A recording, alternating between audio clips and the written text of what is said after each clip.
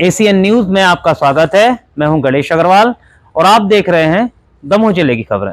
मध्य प्रदेश शासन के पंचायत एवं ग्रामीण विकास तथा श्रम मंत्री प्रहलाद सिंह पटेल दमोह पहुंचे, जहां पर सर्किट हाउस पर उन्होंने प्रेस वार्ता के माध्यम से पत्रकारों को संबोधित किया। उनके साथ मध्य प्रदेश शासन के मंत्री धर्मेंद्र सिंह लोधी, सांसद राहुल सिंह, पूर्व जिला पंचायत अध्यक्ष शिवशरण पटेल, जिला पंचायत अध्यक्ष रंजीता गौरव पटेल के अलावा अन्य राजनेताओं की मौजूदगी के बीच उन्होंने शासन की विभिन्न योजनाओं के विषय में जानकारी दी।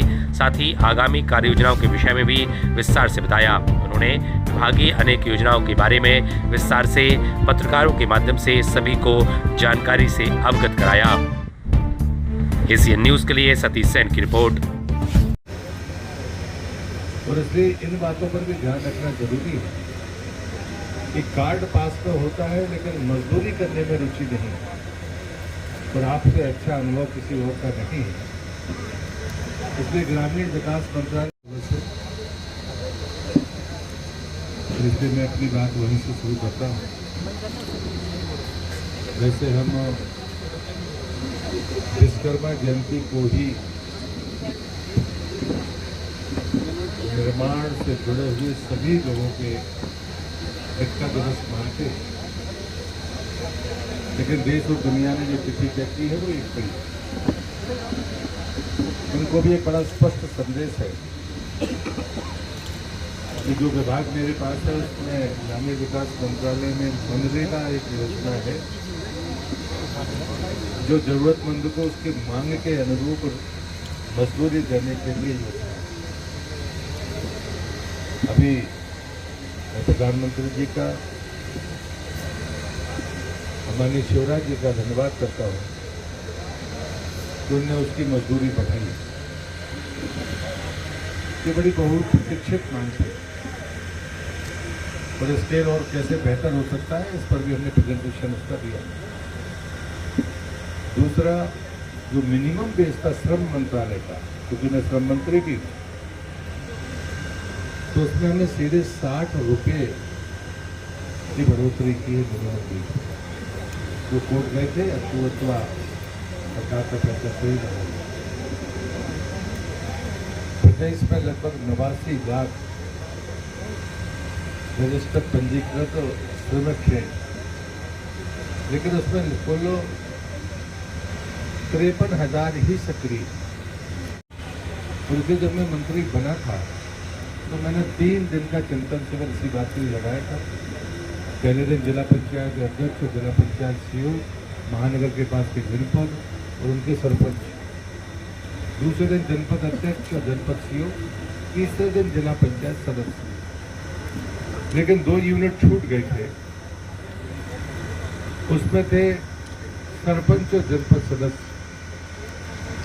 तो जल गंगा संवर्धन अभियान जब से इस बार शुरू हुआ है, पहले मैं संभाग सम्मेलन करना चाहता था सरपंचों के, लेकिन महाराज तो बाकी उपचुनाव के मध्यवर्ती चुनाव के कारण नहीं कर सके। तो अभी मैं जलगंगा अभियान में जहाँ पर भी इस जिले में जा रहा हूँ वहाँ सरपंच और जनपद सदस्य और पंचों का सम्मेलन कर रहा हूँ। आज मैं दमोह में उसी निमित्त आया हूँ। यहाँ किसी नदी का उद्गम नहीं है, लेकिन आज उनसे संवाद करेंगे।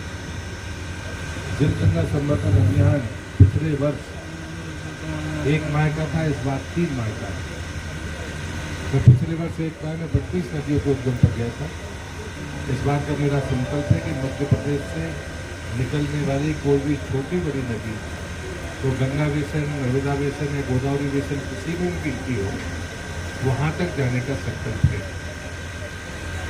कुछ बातें जरूर हैं जो कड़ी और कड़वी लोगों को लग सकती है। पिछली बार मैंने पौधारोपण पर प्रतिबंध लगाया था, इस बार मैंने तय किया है, लेकिन शर्तों के साथ 30 मई तक जिन भी सरकारी जगह पर फेंसिंग हो जाएगी, मनरेगा से गड्ढे हो जाएंगे, वहाँ पर पौधारोपण की अनुमति जुलाई के पहले या दूसरे सप्ताह में मिलेगी। पौधा लगाए तो वो वृक्ष बनने तक का संकल्प पूरा करे। और अनुभव ऐसे आते हैं जो आपको भी ध्यान में रहना चाहिए, ताकि आप भी उसको समीक्षा कर सकें। मैं आलोचना समालोचना की बात नहीं कर रहा।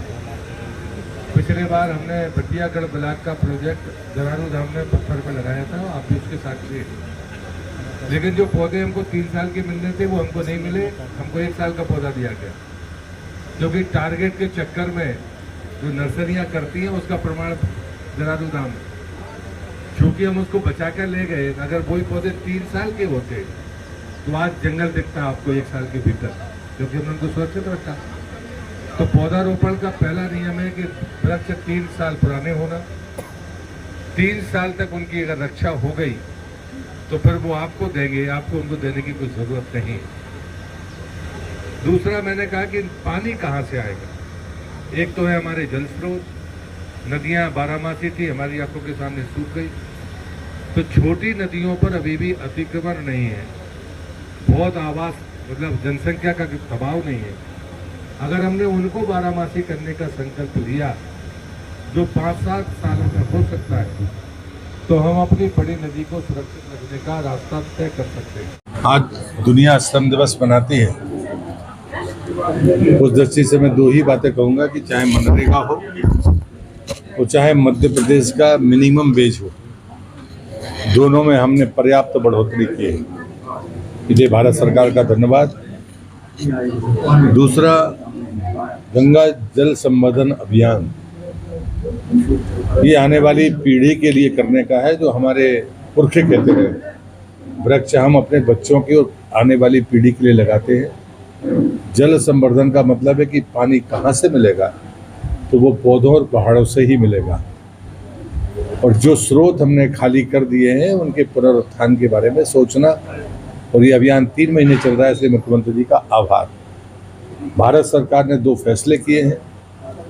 एक तो सांस्कृतिक अमूर्त धरोहर के तौर पर नर्मदा परिक्रमा को शामिल किया है, भविष्य में वो यूनेस्को की सूची में जा सकती है।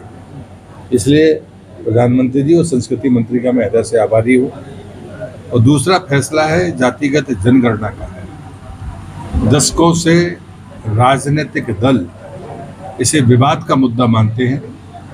भारतीय जनता पार्टी चाहे उसने गरीबों को 10% आरक्षण दिया हो, कभी उस पर विवाद नहीं है। हम चाहते हैं कि जनगणना हो, पारदर्शिता के साथ हो, लेकिन वो समाज और राष्ट्र की मजबूती के लिए हो, और इसलिए मैं इस निर्णय का भी स्वागत करता हूँ।